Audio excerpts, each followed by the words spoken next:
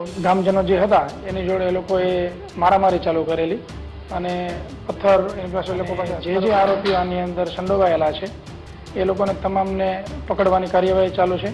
સખતમાં સખત પગલાં લેવામાં આવશે અને ફરિયાદ લેવાની કાર્યવાહી ચાલુ છે. નમસ્કાર મિત્રો, ખેડા જિલ્લામાં ફરીવાર પથ્થરમારાની ઘટના સામે આવી છે. ખેડા જિલ્લાના માતર તાલુકાના ઓઢેરા ગામમાં નવરાત્રી દરમિયાન પથ્થરમારાની ઘટના સામે આવી છે. નવરાત્રીના તહેવારમાં ગરબા રમતા બાબતે એક સમુદાયના ટોળા દ્વારા હુમલો કરવામાં આવ્યો હતો. નવરાત્રી દરમિયાન ભાંગોળમાં ગરબા રમી રહેલા લોકો પર પથ્થરમારો કરવામાં આવ્યો. ઘટનાની જાણ થતાં જ માતર પોલીસ, એલસીબી, એસઓજી સહિતનો પોલીસ કાફલો ઘટના સ્થળે પહોંચી ગયો હતો. પથ્થરમારામાં 6 થી 7 લોકો ઈજાગ્રસ્ત થયા હતા.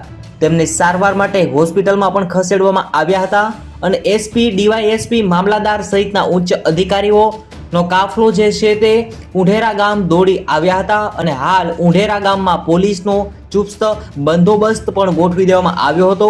આ પથ્થરમારામાં 2 જવાનો પણ ઈજાગ્રસ્ત થયાના સમાચાર અત્યારે અહેવાલ મુજબ મળી રહ્યા છે. મિત્રો, તમે ક્યાં ગામથી છો અને તમારા ગામમાં કેવી નવરાત્રીનું આયોજન કરવામાં આવ્યું હતું તે જરૂરથી કોમેન્ટની અંદર જણાવજો મિત્રો. અને ખરેખર આ નવરાત્રીમાં પથ્થરમારો થયો છે તે અંગે કંઈ કહેવું હોય તો કોમેન્ટ કરીને જણાવજો.